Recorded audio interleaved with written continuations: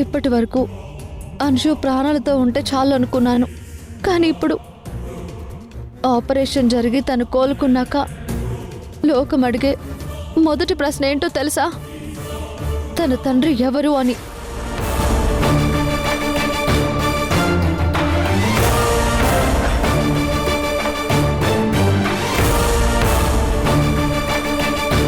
ఆ ప్రశ్నకి సమాధానం లేని బ్రతుకు కంటే ఆపరేషన్ థియేటర్ బెడ్ మీదే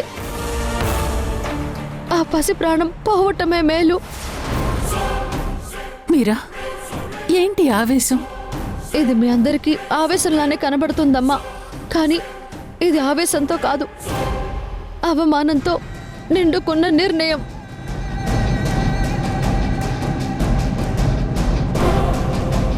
రేపొద్దున్న స్కూల్లో అందరూ తండ్రి పేరు అడిగితే అంశు ఏం చెప్పాలి?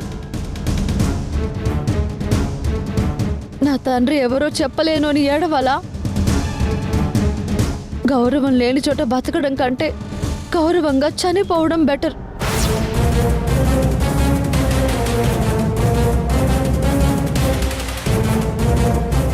మేం చచ్చిపోతాం, అదే అందరికీ ప్రశాంతత. అమ్మా మీరా,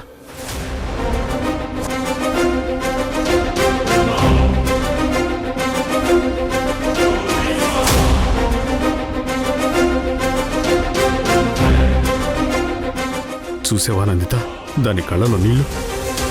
అవి కన్నీళ్లు కాదు, నీ చేతకానితనం.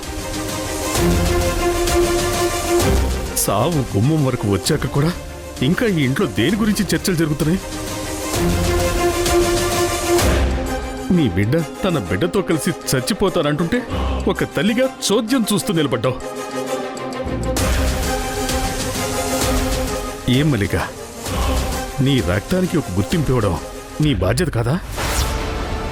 ఆ పాప నీ మనవరా, మీరా నీ మేనకోడలు. వాళ్ళ జీవితం రోడ్డు మీద పడితే ఆ పాపం నీదే అవుతుంది.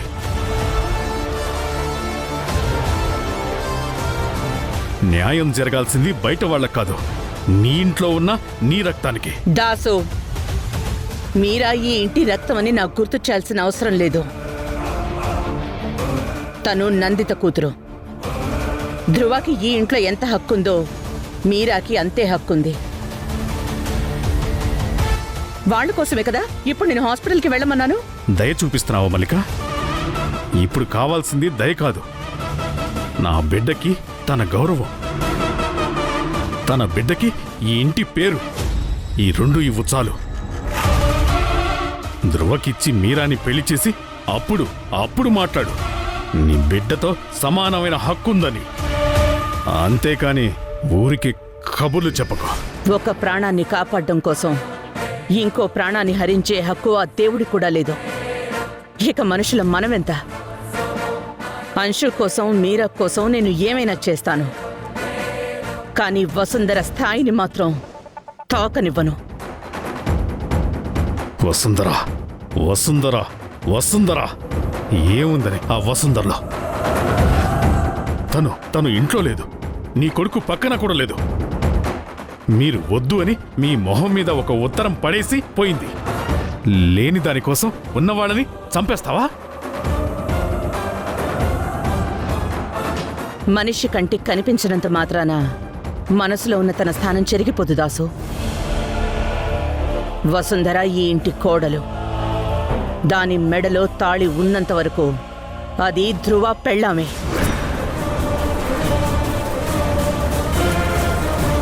ఈ మల్లిక కూడా తన కోడల్ని వదులుకోదు.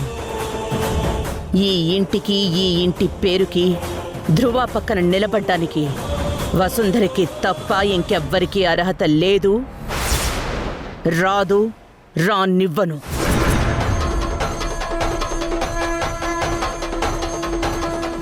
మల్లిక, తెలివిగా మాట్లాడుతున్నావా లేక మొండిగా మాట్లాడుతున్నావా? నిజం మాట్లాడుతున్నాను, న్యాయం మాట్లాడుతున్నాను. వసుంధరకి ఈ ఇంట్లో జరగాల్సిన న్యాయం కోసం నేను మొండిగా ఉండడం తప్పైతే ఆ తప్పుని నేను గర్వంగా చేస్తాను. చూడు దాసు, మీరాకి అంశుకి న్యాయం చేయాలి, కానీ అది వసుంధరకి అన్యాయం చేసి కాదు. ఒకరి కళ్ళల్లో నీళ్లు తొడవడం కోసం ఇంకొకరి కళ్ళల్లో కారం కొట్టే ఈ సెటిల్మెంట్ పంచాయితీ ఇంకొకసారి పెట్టకు. నేను వెళ్తున్నాను.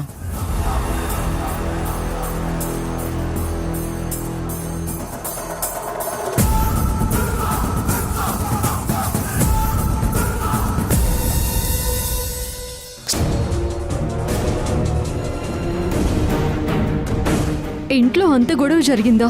అవును వసుంధర, ఇక్కడ పరిస్థితి అస్సలు బాలేదు. మల్లికా మేడంని చూస్తుంటే నాకు భయం వేస్తోంది. మనిషి బయటికి చాలా ధైర్యంగా ఎదుర్కొన్నట్టు కనిపిస్తున్నారు, కానీ ఆవిడ చుట్టూ ఒక అగ్నిపర్వతం బద్దలవడానికి సిద్ధంగా ఉంది. ఆ సెగ నీదాకా రానివ్వకుండా నీకోసం ఆవిడ ఇంటా బయట ఒక యుద్ధం చేస్తున్నారు. ఒక పక్క ధ్రువ సార్ని ఓదార్చలేక, ఇంకొక పక్క ఆఫీస్ టెన్షన్స్, ఇటుపక్క మీరా ఛాన్స్ దొరికినప్పుడల్లా ఏదో ఒక గొడవ చేస్తే దాన్ని ఎదుర్కోవడం. ఆ గుండె ఇన్ని ఎలా తట్టుకుంటుందో నాకు అర్థం కావడం లేదు వసుంధర. నువ్వు రా వసుంధర. మీ అత్తమ్మకిప్పుడు నీ భుజం కావాలి. అలా ఇవ్వాలని నాకు మాత్రం ఉండదా సుజా? కన్నీటి ఉప్పు తప్ప వేరే రుచి తెలియని నా కళ్ళకి ఆనంద బాష్పాల తీపిని రుచి చూపించారు. నేను అత్తమ్మ పక్కనుంటే ఆ ఇల్లు ముక్కలవుతుంది. అలా జరగకుండా ఆపడమే నా అసలైన కృతజ్ఞత. అదే కారణం కూడా. కారణం ఏదైనా మీరు విడిపోకూడదు వసుంధర. మేడం నిబ్బరం కోల్పోకముందే నువ్విక్కడికి వచ్చే, త్వరగా వచ్చే ప్లీజ్.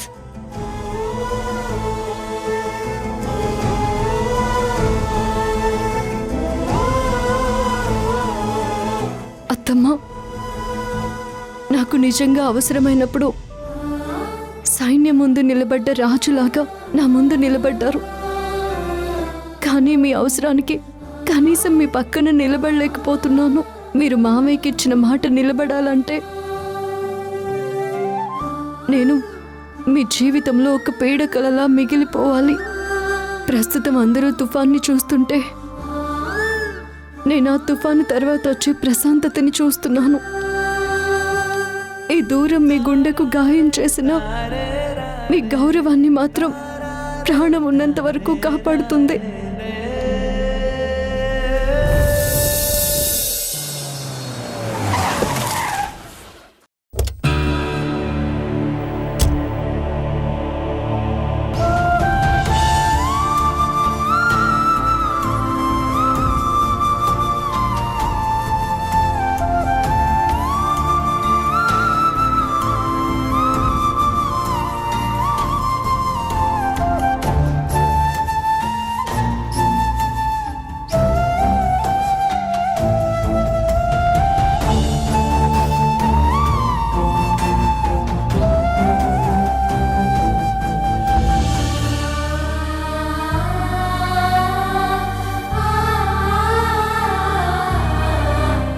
మేడం,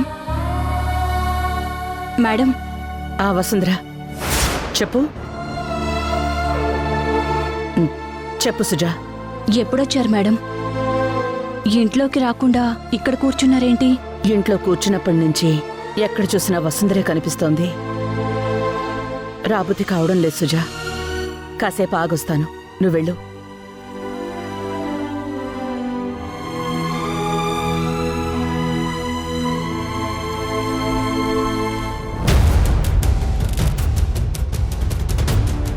ఆపరేషన్ జరిగి తను కోలుకున్నాక లోకం అడిగే మొదటి ప్రశ్న ఏంటో తెలుసా? తన తండ్రి ఎవరు అని. నా తండ్రి ఎవరో చెప్పలేను అని ఏడవాలా? గౌరవం లేని చోట బతకడం కంటే గౌరవంగా చనిపోవడం బెటర్. నువ్వు వెళ్తూ వెళ్తూ నీ జ్ఞాపకాల్ని కూడా తీసుకుని వెళ్లాల్సింది వసుంధర. నువ్వున్నప్పుడు ఈ ఇల్లు దేవాలయంలా ఉండేది. ఇప్పుడు నువ్వు లేని ఈ ఇల్లు ప్రాణం లేని శరీరంలా అనిపిస్తుంది. నాని, ఏంటి ఆలోచిస్తున్నావు? ఏం లేదురా. నాకు బోర్ కొడుతుంది. నేను మిమ్మల్ని కొన్ని పొడుపు కథలు అడుగుతాను. మీరు సమాధానం చెప్పకపోతే నాతో ఆడుకోవాలి, ఓకేనా? ఓకే, సరేరా, కూర్చో.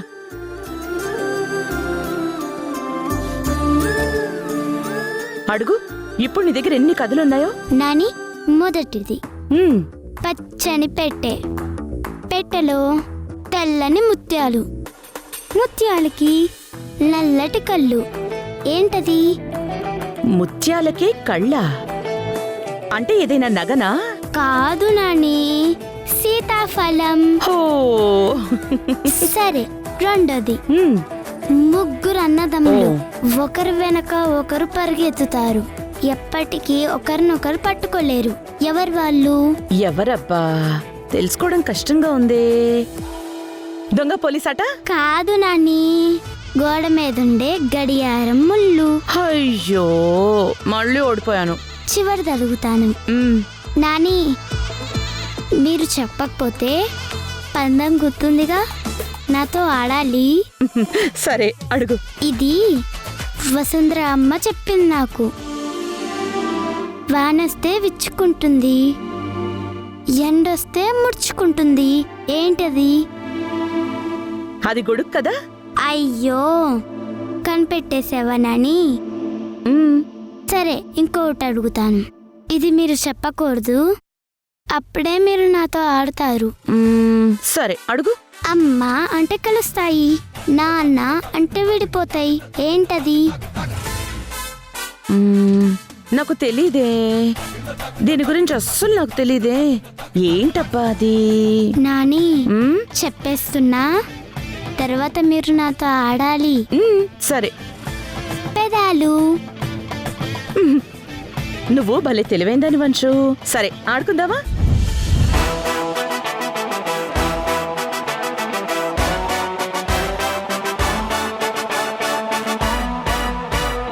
రెడీయా నాని? రెడీ. ఈ వెన్నెళ్ళు. రెండు. అయితే రెడీ. సరే.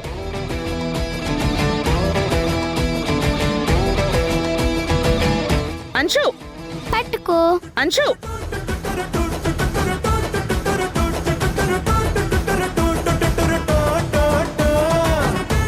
ఇక్కడ పట్టుకో.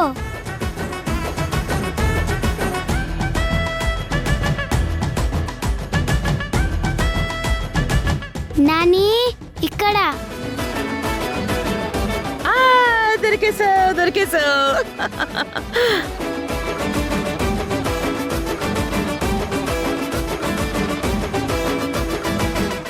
అంశు, పారిపోవడానికి అంత ప్లేస్ ఉంటే ఎందుకు దొరికిపోయావు?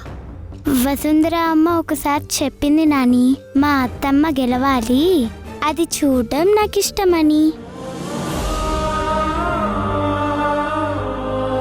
అందుకే నేను ఓడిపోయాను. నాతో ఆడినందుకు థ్యాంక్స్ నాని.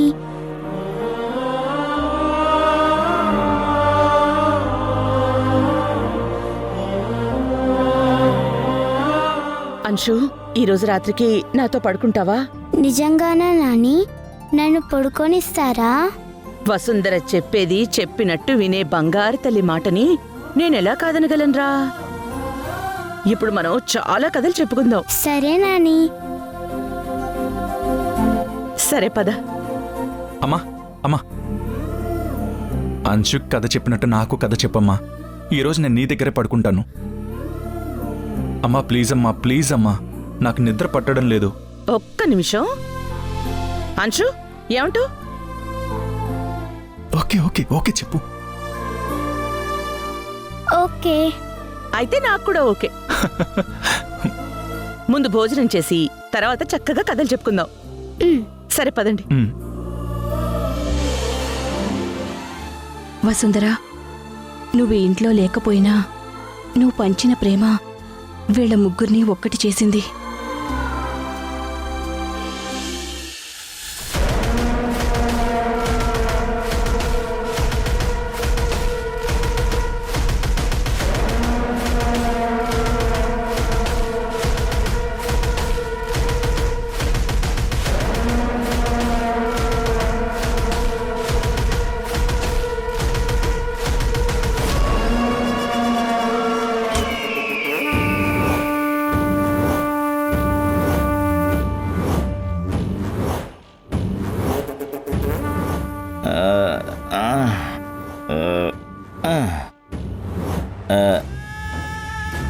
ఏంది రత్నం, నా కోసం ఇంకా తొంగకుండా ఈడ కాపలా కాస్తున్నావా? నా బంగారు కదే నువ్వు. రా లోపలికి వెళ్దామా? ఆపుతావా నీ దరిద్రం? ఒకసారి కళ్ళు తెరిచి చూడు. నేను రత్నాన్ని కాదు, నీ పెళ్ళం రాజ్యాన్ని. నీ బుద్ధి ఎప్పటికీ మారదా?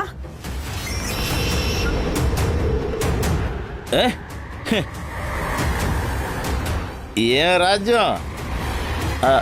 అంత కోపం ఎందుకే? కన్నే రత్నం అయితే ఏంది, రాజ్యం అయితే ఏంది, అంతా ఒక్కటే కదా. ఆ రత్నం మీ అక్క మస్తు ఉండేనే, నా మాట వినలేదు, ప్రతి దానికి అడ్డుపడేది. అందుకే అట్నుంచి అట్నే పైకి పంపించేసిన. కానీ నువ్వు మాత్రం నా మాట వినాలి. బుజ్జుమండ వింటుంది, లేకపోతే నీకు అదే గతి పడుతుంది. నోరు మూస్తావా? ఏయ్, కాసేపు వాయమడా. ఛీ, వదులు. ₹1 సంపాదించి తీసుకురావడం తెలియదు కానీ తాగడానికి మాత్రం డబ్బులు ఎక్కడి నుంచి వస్తున్నాయో. ఇంట్లో గడవడమే కష్టంగా ఉంది. ఇలా రోజు తాగుతూ ఉంటే దుడ్డు ఏడ నుంచి వస్తుంది అనుకుంటున్నావు? వదులు. కొంచెం సైలెంట్గా ఈయన. ఈ మధ్య పోలీసుల కళ్ళని నా మీద ఉన్నాయి. గతం గుర్తులేదా నీకు?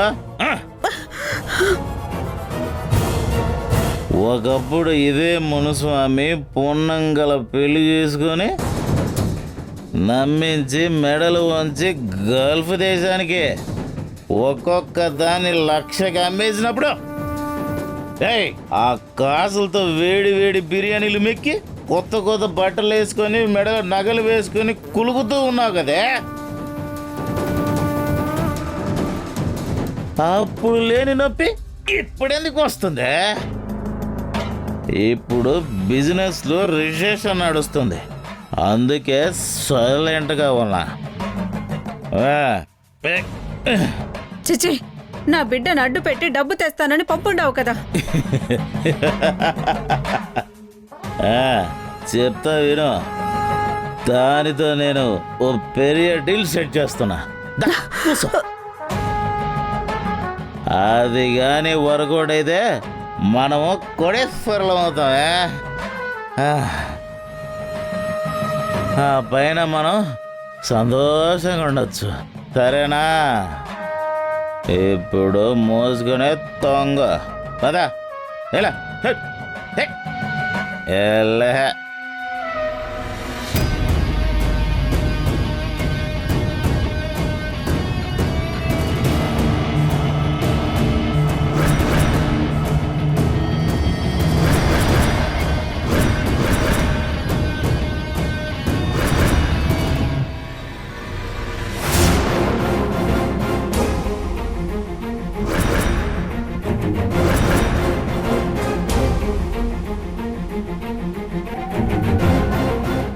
నాని,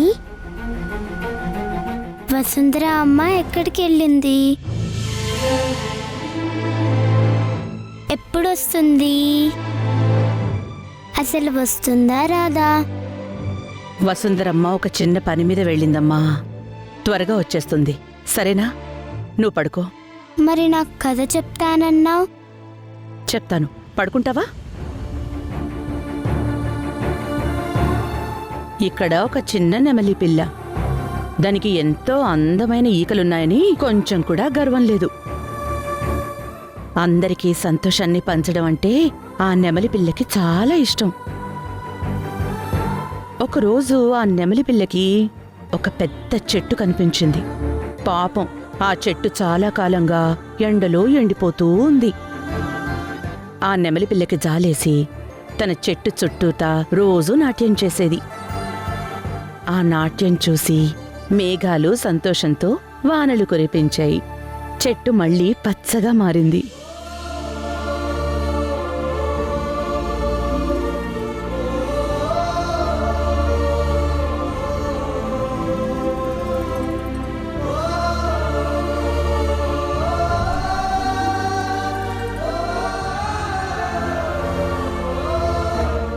పడుకో.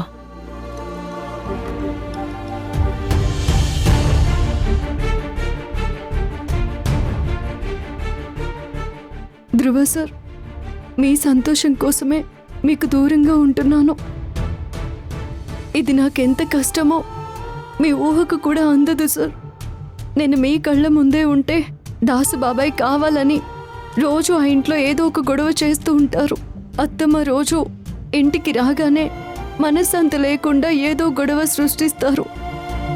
నేను మీ పక్కనుంటే తన కూతురు భవిష్యత్తు గురించే నందితమ్మ కళ్ళల్లో ఆవేదన, నా ఉనికి మీ అందరి మధ్య ఒక గోడలా మారుతున్నప్పుడు ఆ గోడ కూలిపోవడమే మంచిది కదా ధ్రువ సార్.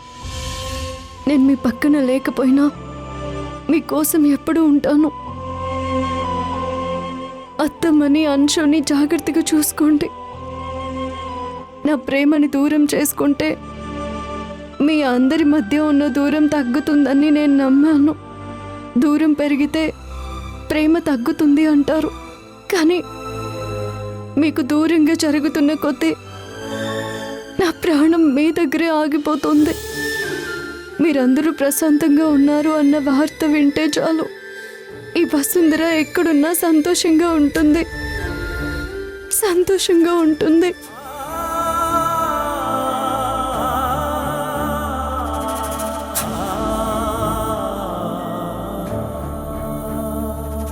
అన్నీ ఆలోచించి నేను మీకు విడాకులు ఇవ్వాలనుకుంటున్నాను. నేను బ్రతకడానికి 10 కోట్ల ఆస్తి నా పేరు మీద రాయండి.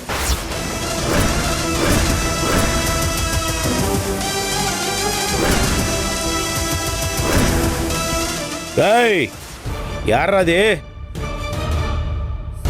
మా చెల్లి తప్పిపోయిందండి. వెతుక్కుంటూ ఇక్కడి దాకా వచ్చాను.